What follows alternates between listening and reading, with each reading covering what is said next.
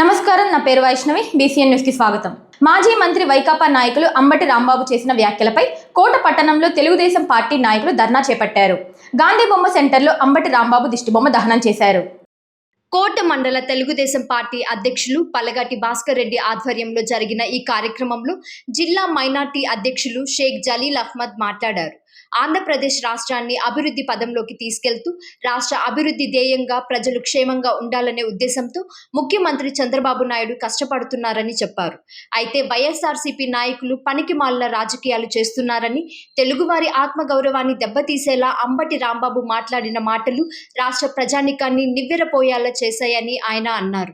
ఈ కార్యక్రమంలో జిల్లా రైతు కార్యదర్శి నెల్లూరు మోహన్ రెడ్డి, ముత్యాలమ్మ ఆలయ కమిటీ చైర్మన్ చిల్లకూరు దశరథ రామిరెడ్డి, జిల్లా కార్యవర్గ కార్యదర్శి వాక విజయభాస్కర్ రెడ్డి, జిల్లా పార్లమెంట్ కార్యదర్శి సిద్దపరెడ్డి పోలమ్మ, కోట మండల టీడీపీ ప్రధాన కార్యదర్శి డాక్టర్ తిరుమలశెట్టి కోటేశ్వరరావు, ఎంపీటీసీలు సంషుద్దీన్, దారా సురేష్, మండల సోషల్ మీడియా అధ్యక్షులు మీజూరు మధుబాబు, మండల ఎస్సీ సెల్ అధ్యక్షులు తిరుమూరు మురళి, మండల తెలుగు యువత అధ్యక్షులు సురేష్, మండల మైనార్టీ అధ్యక్షులు మస్తాన్ బాషా, తెలుగుదేశం పార్టీ నాయకులు నౌషాద్ బాషా, నాయబ్ రసూల్, మర్రి పోలయ్య, తల్లం శ్రీనివాసులు, మీజూరు మల్లికార్జునరావు, చిట్టి, నందం మోహన్ తదితరులు పాల్గొన్నారు. వాళ్ళు వేసారు, వాళ్ళ అభిమానం వేసుకున్నారు. నీకేమైందయా? నీకేమన్నా దూరదా? వచ్చి ఫ్లెక్సీ దిగిపోతే, రేపు లోపల ఫ్లెక్సీ దిగిపోతే నేను వచ్చి ఫ్లెక్సీ చింపుతానంటే అంత మొగడు వా.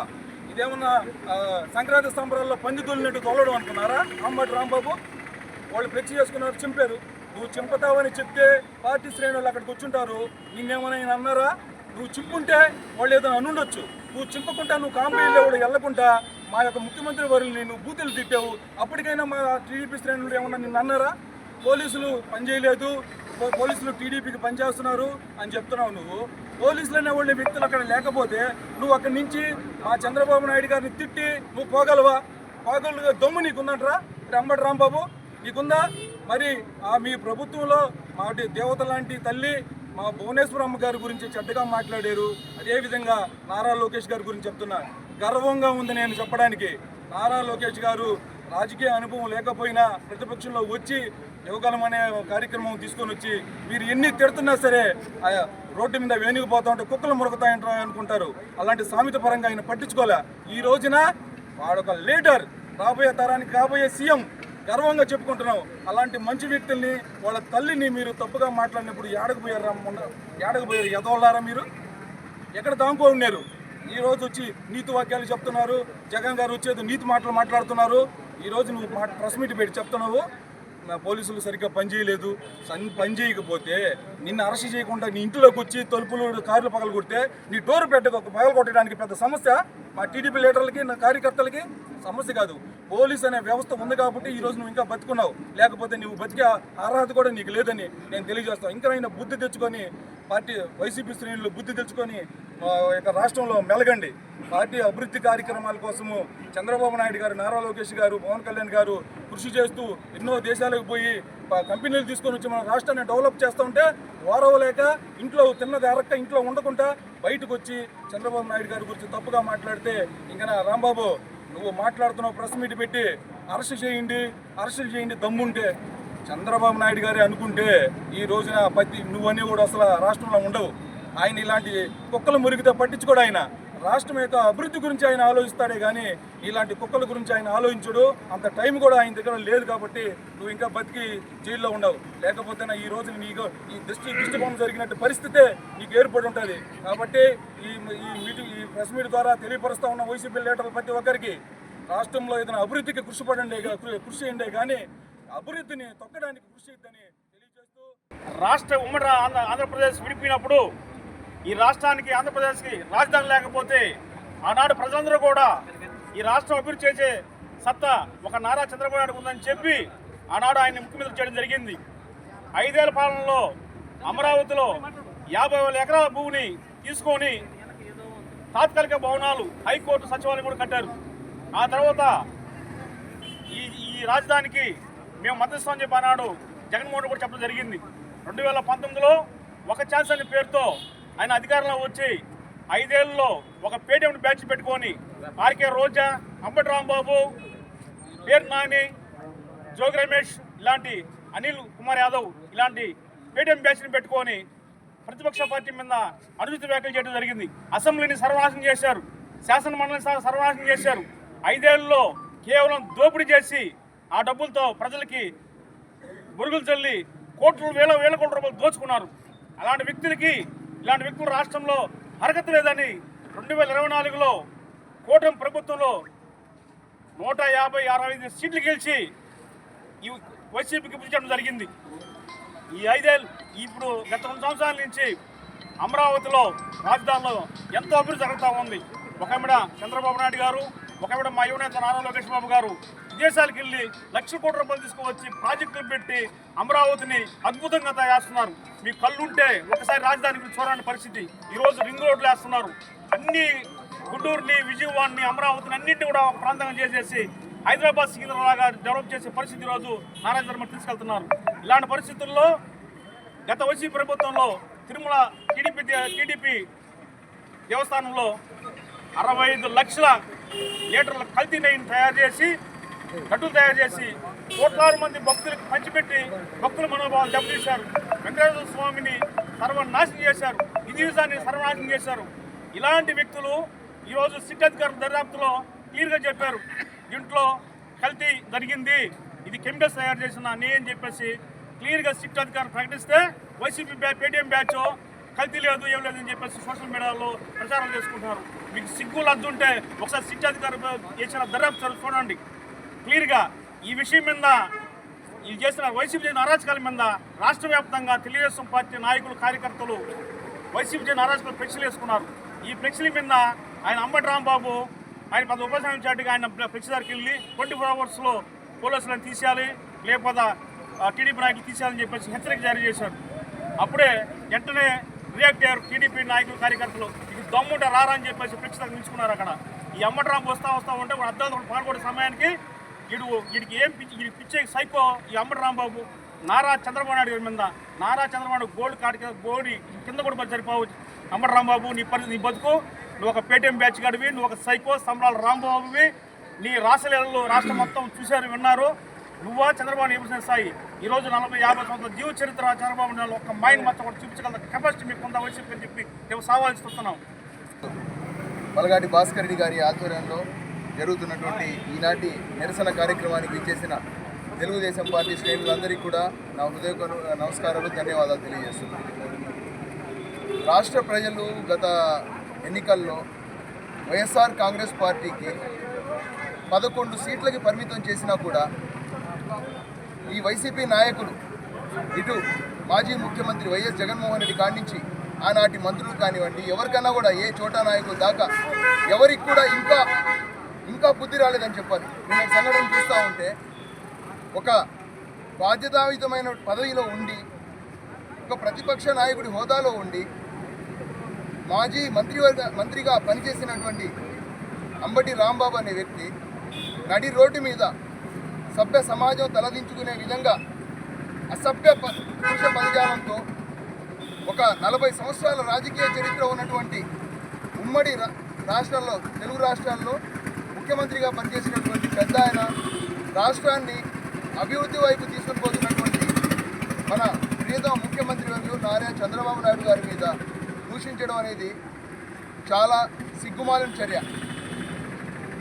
మీరు మీ మాటల్ని మీరు ఏ విధంగా సమర్థించుకుంటున్నారో అర్థం కావడం లేదు. మీరు భవిష్యత్ తరాలకి, భావి ప్రజలకి, ఈనాటి విద్యార్థులకి మీరు ఇచ్చే సందేశం ఏంది? మీరు మాట్లాడే ప్రతి మాట కూడా సమాజం మీద రిఫ్లెక్ట్ అవుతుంది. ఈ విషయం కూడా మర్చిపోయారా? ఇంకా మీ అధ్యక్షుడు వైఎస్ జగన్మోహన్ రెడ్డి, ఇంకా ఇటువంటి నాయకులకి ఎవరైతే నిన్న ఈ విధంగా మాట్లాడిన అంబటి రాంబాబుని కానివ్వండి, మొన్నటికి మొన్న పేరుని నాని కూడా నోటికి వచ్చినట్టు మాట్లాడడం జరిగింది. వీళ్ళందరినీ కూడా ఇంకా వెనకేసుకొని వస్తున్నారంటే అసలు మీ పార్టీ ఎక్కడ పోతుందనేది ఒకసారి ఆలోచించుకోవాలి. ప్రజలు చీ కొడుతున్నారు మీ గురించి. ఇప్పటికైనా బుద్ధి తెచ్చుకోకుంటే ఈ రాష్ట్రంలో వైసీపీ అనేది కనుమరుగవుతుందని ఈ సందర్భంగా తెలియజేస్తూ మీ నాయకులు ఇప్పటికైనా కూడా రాష్ట్రాన్ని అభివృద్ధి బాటలో నడిపిస్తూ రాష్ట్ర ప్రజలకు సంక్షేమ ఫలాలను అందజేస్తున్న రాష్ట్ర ముఖ్యమంత్రి నారా చంద్రబాబు నాయుడుపై వైసీపీ మాజీ మంత్రి అంబటి రాంబాబు చేసిన అనుచిత వ్యాఖ్యలను ఖండిస్తున్నట్లు తిరుపతి జిల్లా వాకాడు మండల తెలుగుదేశం పార్టీ అధ్యక్షుడు దువ్వూరు మధురెడ్డి ఆధ్వర్యంలో నిర్వహించిన మీడియా సమావేశంలో ఆయన తెలిపారు.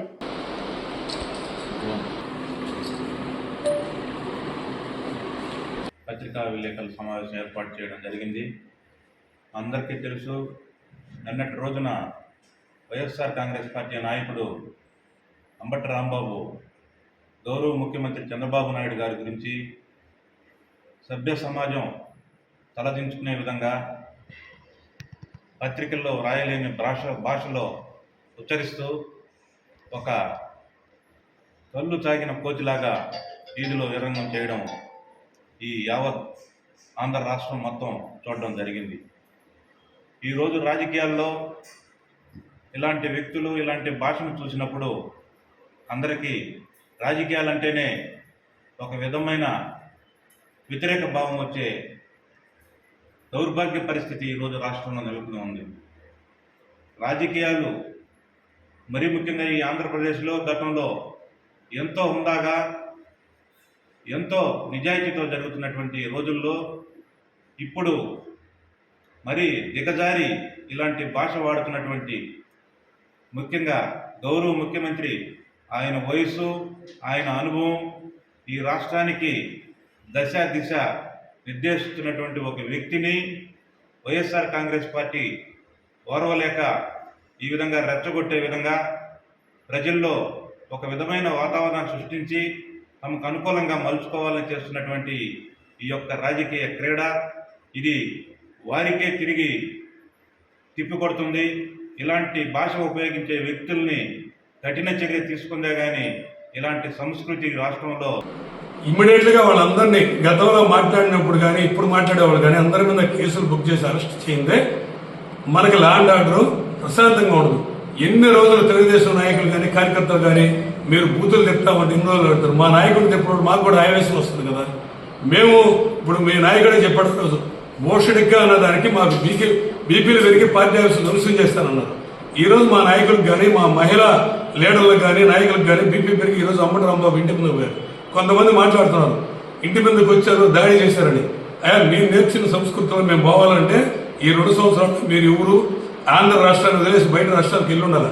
కానీ మా నాయకుడు కట్టుబాటు చేశాడు కాబట్టి ఈ రోజు వరకు ఓపిక పడ్డారు.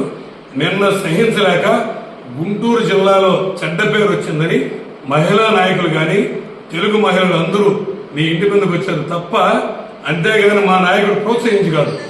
ఈ రోజు కూడా మాకు ఒక భయం ఉంది. ఆ మహిళల ముందు కూడా మా నాయకుడు యాడ్ కేసు బుక్ చేయమంటాడో అనే భయం కూడా మాకుంది.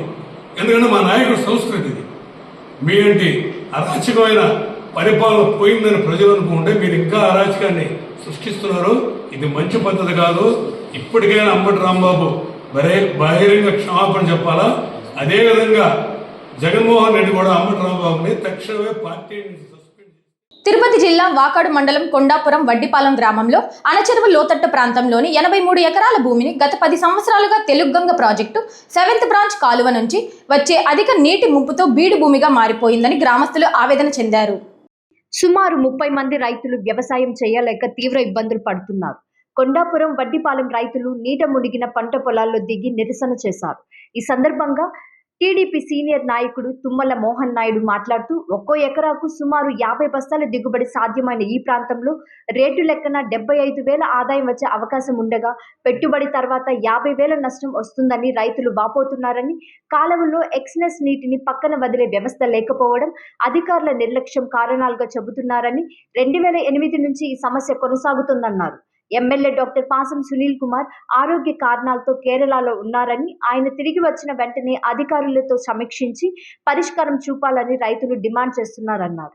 ఈ కార్యక్రమంలో సాగునీటి సంఘం అధ్యక్షులు చెల్లా జనార్దన్, మల్లి భాస్కర్, యనమల పెద్ద గురవయ్య, డి ధనమ్మ, సిహెచ్ పాలయమ్మ, చెల్లా చంచయ్య, బలిపి సీనయ్య, బలిపి సునీత గ్రామస్తులు పాల్గొన్నారు. గారికి, ఏఈ గారికి, కలెక్టర్ గారికి, సబ్ కలెక్టర్ అందరికీ ఇచ్చాము. ఎవరు వచ్చినా దీని పరిష్కారం చూపలేదు. ఇక్కడ మాకు పట్టాలైన ఒక ఎకరాకు వచ్చి 55-60 బస్తాలు పడేది. ఇప్పుడు ప్రజెంట్ ఒక 8 ఏళ్ళ నుంచి పంట లేకుండా పోయింది. మాకు నష్టపరిహారంగా ఒక 50-60 వేలు కట్టించాం కానీ మాకు గిట్టుబడే పరిస్థితి లేదు. కుటుంబాలు కూడా గడవక చాలా ఇబ్బంది పడుతున్నాం సార్. ఈ విషయం వాకాడు ఏఈ గారికి చెప్పాము, గతంలో తెలుగంగ వారికి చెప్పాము, తెలుగంగ సెక్షన్ ఇంజనీర్కి వచ్చారు, అందరూ వచ్చి చూసుకోబోతున్నారు కానీ నీళ్ళు పరిష్కారం లేదు. దాదాపు యాక్సేరి చిట్టమూరు వాళ్ళు నీరు ఆడుతున్నారని చెప్పి ఆ ఎక్స్ వాటర్ అంతా తీసుకొచ్చి మా కాలువ ద్వారా చెరువు కాలువ లింక్ అయిపోయి అసలు కాలువ పూర్తిగా లేదు మా ఊర్లో. అయినా కానీ తెలుగంగ వాళ్ళు నీళ్ళు వదిలే ఈ విధంగా పంటను ఇబ్బంది పెడుతున్నారు, పంటలు నాశనం అయిపోతున్నాయి సార్. నీళ్ళు కిందకి దిగుదల బానేట్లేదు, వచ్చి నీళ్ళు పటాలకు వచ్చి నీళ్ళు కిందకి ఎత్తనే 8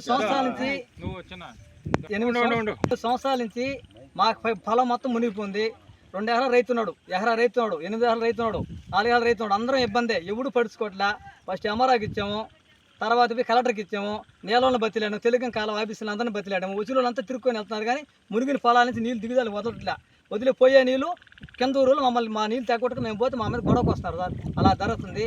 మాకు ఏదో న్యాయం చేయాలా, లేదంటే మేము ఇంటికి దాకా సావాలంటే ఎంఆర్ ఆఫీస్ కడే కలెక్టర్ ఆఫీస్ కడే కూర్చుంటాము. వచ్చి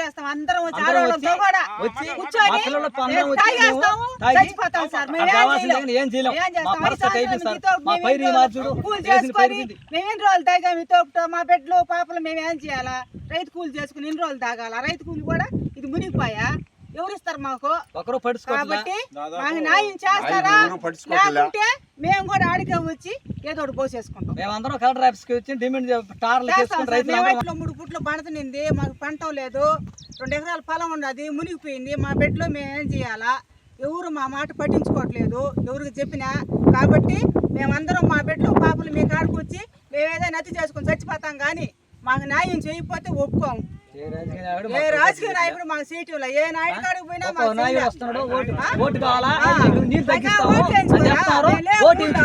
పోయినామా పోతే వదిలేండి.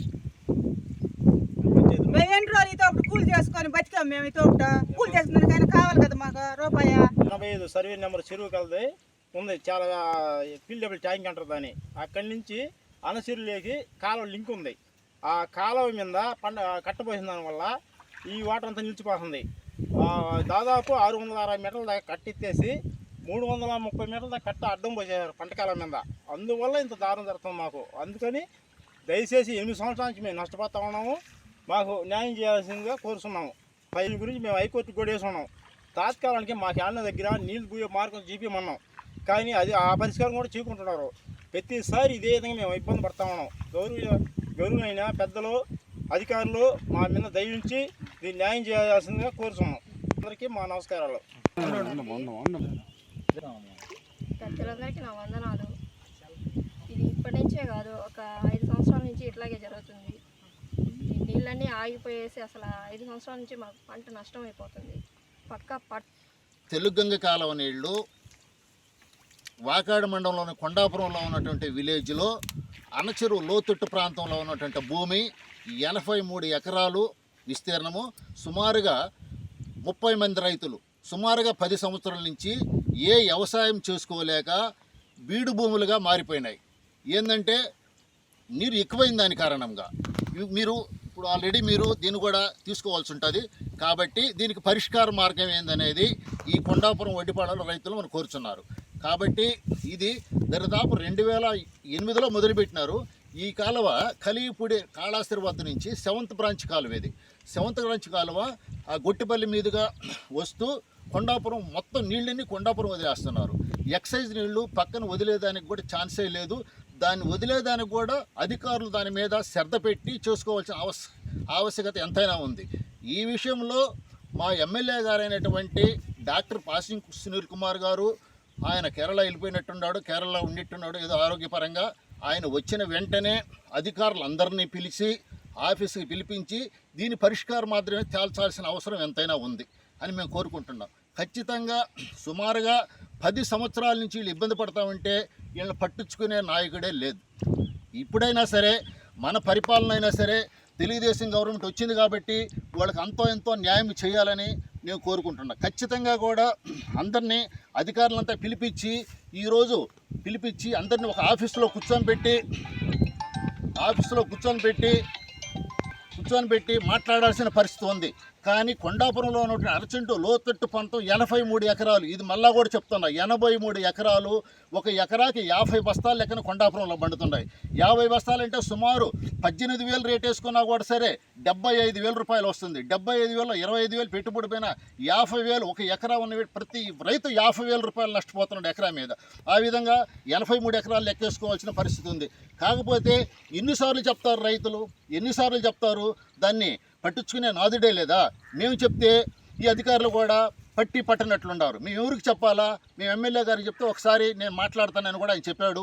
కాబట్టి ఈ పరిస్థితి వచ్చింది. కాబట్టి ఇప్పుడు జనవరి ఆఖరి అయిపోయినా కూడా ఇంత లోతు నీళ్లు ఉన్నాయంటే దీని పరిస్థితి మీరు ఒకసారి చూడాల్సిన పరిస్థితి ఉంది, దీన్ని గమనించాల్సిన పరిస్థితి ఉంది. కాబట్టి లేదు అట్టలేదు, కింద రైతులైతే మాత్రం నీళ్లు తీయడం లేదు. దీనికి పరిష్కార మార్గం ఏంది? ఏ విధంగా అయితే మనం నీళ్లు తీయగలుగుతాం, ఏ విధంగా అయితే మనం ఈ ఒడ్డిపల్లం రైతులు సేవ్ చేయగలుగుతాం అనేది నాయకులు కూడా ఒకసారి గమనించగలిగితే మనం ఎంతో మేలు చేసిన అవుతాం. కాకపోతే ఇంకొక విషయం కూడా నేను చెప్తున్నా, ఈ 83 ఎకరాలు మీరు ఎమ్మెల్యే గారైనా మన నాయకులైనా ఎవరైనా మాట్లాడి మొత్తం గవర్నమెంట్ కూడా తీసేసుకోండి. ఒక 25 లక్షల రూపాయల లెక్కన ఇచ్చేసి తీసేసుకోండి. 83 లెక్క ఉండేది, ప్రస్తుతం 29 ఎకరాలే ఉండేది. ఈ 83 ఎకరాలు కూడా తీసేసుకోండి. ఒక 25 లక్షల రూపాయలు కట్టించేసేయండి. వీళ్ళు బయట పోయి ఆడన్నా కొనుక్కునేదానికి అవకాశం ఉంటుంది. గొడవే లేకుండా పోద్ది. అది మీకు ఇష్టమా లేదా? ఇష్టమే. మన ఎమ్మెల్యే గారికి కూడా చెప్పి మినిమం 35 లక్షలు కూడా ఉంది మా గ్రామంలో. మేము అడుగుతుండేది 25 లక్షల రూపాయల లెక్కన గవర్నమెంటే తీసుకునేసే కానీ డబ్బులు కట్టించేస్తే, కాంపెన్సేషన్ కట్టిస్తే వీళ్ళు పక్కన పోయి కొనుక్కునే అవకాశం కూడా ఉంది.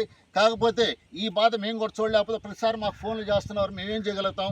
కానీ ఇప్పుడు ప్రస్తుతానికి నీళ్లు తప్పించాలన్నా కూడా సుమారు 1 లక్ష రూపాయలు అవుతుంది. డైవర్ట్ చేయాలన్నా ఇప్పుడు వస్తూ ఉండే తెలుగు ఎక్సెస్ అయిన నీళ్లు మొత్తము కొండాపురం చెరువు మీదకే వస్తుంది. కొండాపురం ఒడ్డిపాలెం గ్రామస్తులైనటువంటి మాగాణిలోనే ఈ నిలబడుతూ ఉన్నాయి.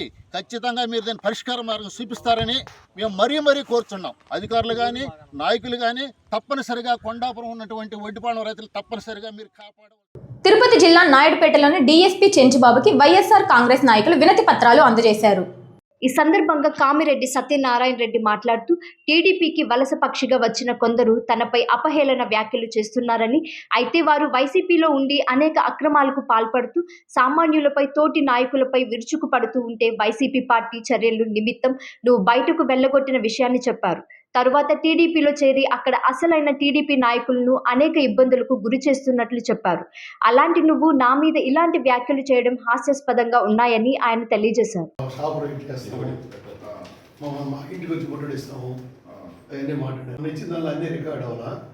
బెల్ షాపులు ప్లస్ 24 అవర్స్ కోర్టు ఆర్డర్స్ కూడా ఉన్నాయి సార్ బెల్ షాపుల మీద. ఎక్సైజ్ డిపార్ట్మెంట్ కలెక్టర్ ఎస్పీ గారి మీద తెచ్చాను. అది కూడా ఒక కాపీ మీకు ఇస్తాను. అందుకని దాన్ని తగ్గిపెట్టి మాకు న్యాయం చేస్తారని ఆశిస్తున్నాం సార్. మాట్లాడింది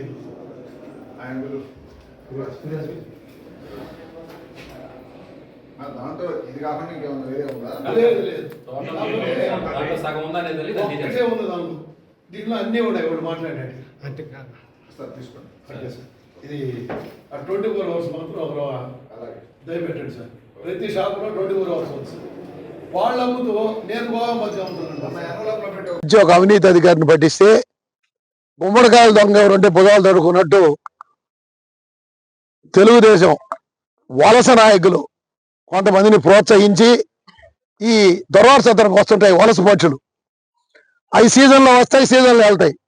ఇక్కడ కొన్ని వలస పక్షులు ఉన్నాయి. అధికారం ఉంటే ముందు మేము ఉన్నామని విజృంభిస్తాయి.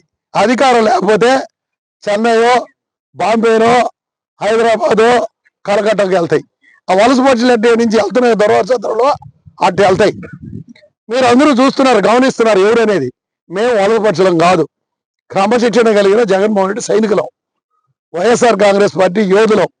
జగన్మోహన్ రెడ్డి కోసం ప్రాణం ఇచ్చేదానికైనా సిద్ధంగా ఉన్న పోరాట యోధులం.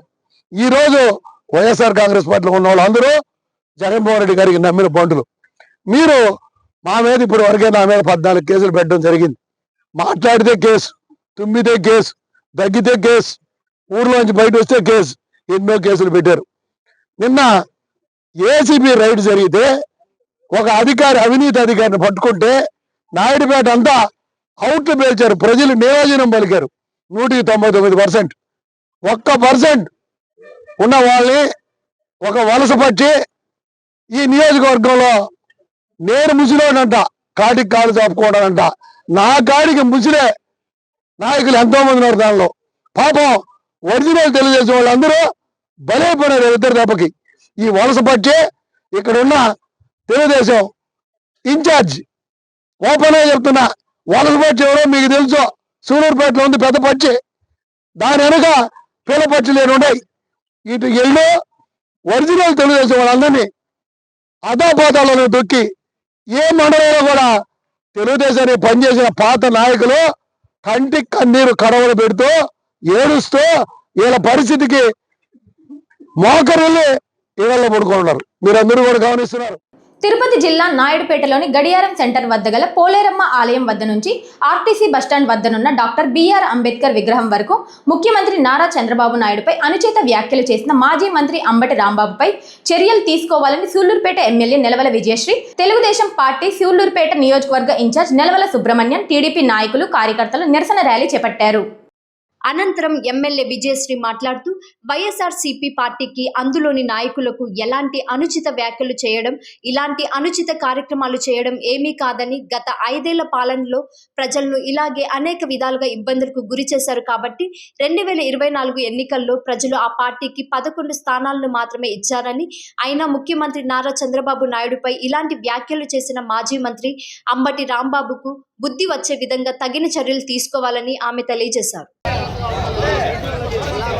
ఈ లుచ్చాని సంవత్సరాలు పెద్ద ఆయన్ని లుచ్చాను ఒకటి కట్టేటట్టు మాట్లాడుతాడు.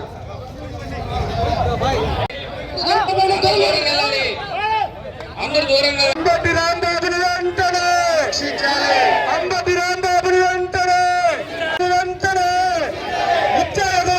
అభివృద్ధి సంక్షేమమే ధ్యేయంగా రాష్ట్రాన్ని అల్లకొల్లోలం చేసి అన్యాయపు పాలన, అరాచకాలు చేసిన గత వైసీపీ నాయకులు వాళ్ళని అటు అభివృద్ధి లేకుండా ఇటు సంక్షేమము లేకుండా రాష్ట్రాన్ని అప్పుల పాలు చేసిన రాష్ట్రాన్ని ముందుకు తీసుకెళ్ళడానికి, అభివృద్ధి పదంలో నడిపించడానికి, రాష్ట్ర ప్రజల్ని కాపాడడానికి ఎంతో కష్టపడుతుంటే ఈరోజు వైసీపీ నాయకుడు అంబటి రాంబాబు, ఎక్స్ మినిస్టర్, ఎలాంటి వ్యాఖ్యలు చేశారో మనం చూస్తాం. అలాంటి పెద్ద మనిషిని, అభివృద్ధి ధ్యేయంగా ముందుకెళ్తున్న నాయకుడిని అలాంటి అనుచిత మాటలనడం ఖచ్చితంగా సూలూరుపేట నియోజకవర్గ ప్రజలందరి తరపున ఖండిస్తున్నాను. ఎందుకంటే మీరు గతంలో చూశారు, వైసీపీ నాయకులు అసెంబ్లీలో కూడా ఎంత ఆడవాళ్ళని, మగవాళ్ళని అందరినీ కూడా ఎంత అనుచిత వ్యాఖ్యలు చేస్తూ, ఎంత అవమానిస్తూ, ఆఖరికి మన ముఖ్యమంత్రి వర్యులు శ్రీ నారా చంద్రబాబు నాయుడు గారిని కూడా ఏడిపించిన పరిస్థితులు మనం చూసాం. ఆయన ఎంత కృంగిపోతే ప్రెస్ ముందుకు వచ్చి ఆయన ఏడుస్తారో మనందరికీ తెలుసు. అలాగే అన్యాయంగా 50 రోజులు ఆయన్ని జైల్లో పెట్టిన పరిస్థితులు మనం చూసాం. అలాగే తెలుగుదేశం నాయకులు, కార్యకర్తలు ఎక్కడ కనిపించినా కూడా వాళ్ళ మీద శిక్షలు వేస్తూ, జైల్లో వేస్తూ, వాళ్ళ మీద ఎన్నో అరాచకాలు మనం చూసాం. అలాగే రాష్ట్ర ప్రజలు నోరెత్తి తెరిచి బయటకు వస్తే వాళ్ళందరినీ కూడా అరెస్ట్ చేసిన పరిస్థితులు, లేదంటే రోడ్ల మీదే చంపేసిన పరిస్థితులు మనం చూసాం. అలాంటి అరాచక పాలనని ఈరోజు రాష్ట్ర ప్రజలు కాదనుకొని వాళ్ళని 11 సీట్లకు 151 సీట్లు ఉన్న వాళ్ళని 11 సీట్లకు తీసుకొచ్చిన వాళ్ళకి ఇంకా బుద్ధి రాకుండా ఇంకా అలాంటి అనుచిత వ్యాఖ్యలు చేస్తూ అటు మహిళా శాసనసభ్యురాలు కావచ్చు, అలాగే ఎన్నో నియోజకవర్గాలు, రంపచోడవరం కావచ్చు, కొవ్వూరు కావచ్చు, ఇవన్నీ మహిళా ఎమ్మెల్యేలు ఎవరైతే ఉన్నారో వాళ్ళందరినీ రాజకీయంగా ఎదుర్కోలేక ఇలాంటి వాళ్ళ పర్సనల్ విషయాలు తీసుకొచ్చి అనుచిత వ్యాఖ్యలు చేస్తూ, ఒకళ్ళు అంటారు ఎమ్మెల్సీ అయినా అమెరికాలో ఉండి నేను ఇక్కడికి వచ్చి చంపేస్తాను, నేను చిటిక వేస్తే చాలు నువ్వు ఇక్కడి నుంచి లేచిపోతూ ఉంటాడు. ఇంకో ఆయన పర్సనల్ విషయాలు తీసుకొచ్చి ఒక నిండు సభలో ఒక మహిళను అవమానిస్తాడు. అలాంటి వాళ్ళు ఈ రోజు మారుతారు అనుకోవడం మన అమాయకత్వం అవుతుంది. ఈ వార్తలు ఇంతటితో సమాప్తం. తిరిగి ప్రసారమయ్యే BCN న్యూస్ లో మళ్ళీ కలుసుకుందాం. అంతవరకు సెలవు. నమస్కారం.